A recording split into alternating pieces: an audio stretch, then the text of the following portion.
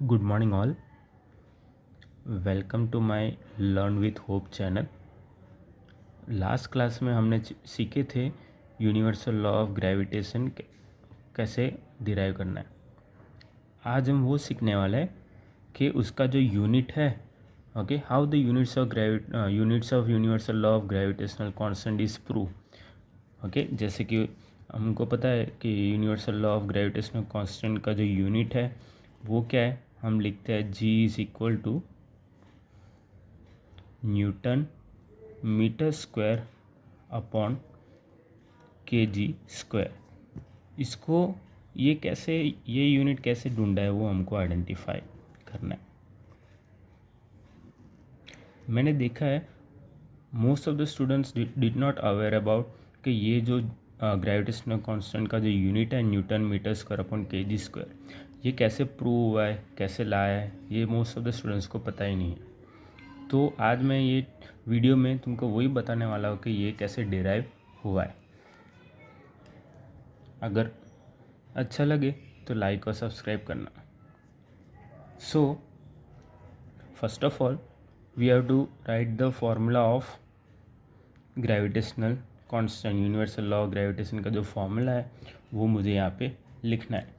तो last chapter में, last class में हमने सीखे थे जो फॉर्मूला है F is equal to capital G that is gravitational constant, capital M that is mass of the object, and small m is the another mass of the object, और D square यानी वो दो object का बीच का जो distance है that will be D square. ये था फॉर्मूला किसका, यूनिवर्सल लॉ ऑफ ग्रेविटेशन के फॉर्मूला। अब इससे ही मैं क्या करूँगा, ये newton metre square upon kg square को डिराइव करूँगा। अब ये newton metre square upon kg square किसका यूनिट है, ग्रेविटेशनल कांस्टेंट का, है ना। यहाँ पे तुमको ग्रेविटेशनल कांस्टेंट कहाँ दिख रहा है, G यहाँ पे दिख रहा है ना।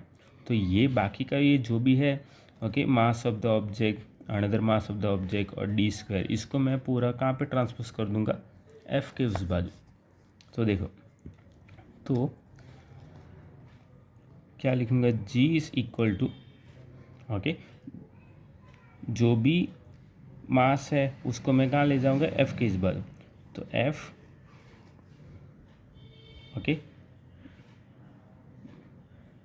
ये मल्टीप्लिकेशन में है तो इधर आएगा तो क्या हो जाएगा, डिवाइड। तो यहाँ पे जाएगा, F के नीचे जाएगा mass of the object multiply by another mass of the object, है ना, और डी स्क्वायर इधर आएगा तो किधर चला जाएगा, ऊपर, so multiply by D square. Okay, ये हमको फॉर्मूला मिला किसका, जी का फॉर्मूला मिला। अब ये सारे जो है इन सब का मैं यूनिट लिखूँगा। We know that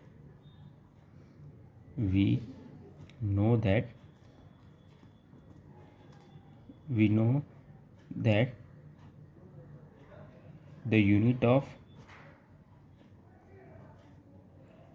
force, okay, F यानी क्या है, F यानी फोर्स का यूनिट क्या है, फोर्स का यूनिट है न्यूटन, है ना। तो मैं इसको लिखूँगा कैपिटल N।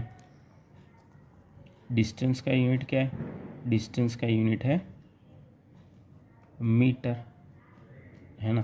तो यहाँ पे मैं लिखूँगा क्या,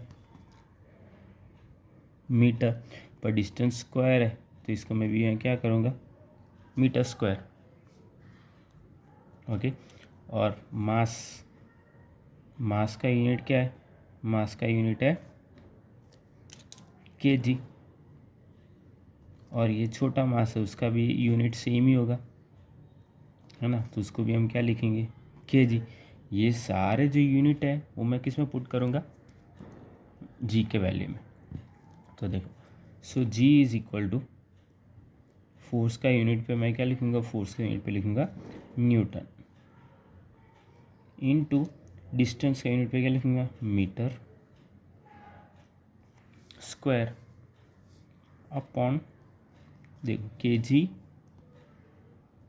इंटू फिर से दो small mass that will be kg, okay. So g is equal to क्या मिला, newton meter square upon kg into kg, that will be kg square. So in this way the unit of gravitational constant is derived, hence proved. देखो यहाँ पे वही था ना, Newton metre square upon K G square, यहाँ पे देखो G is equal to newton metre square upon K G square. I hope you all understand how the unit is proved. Thank you.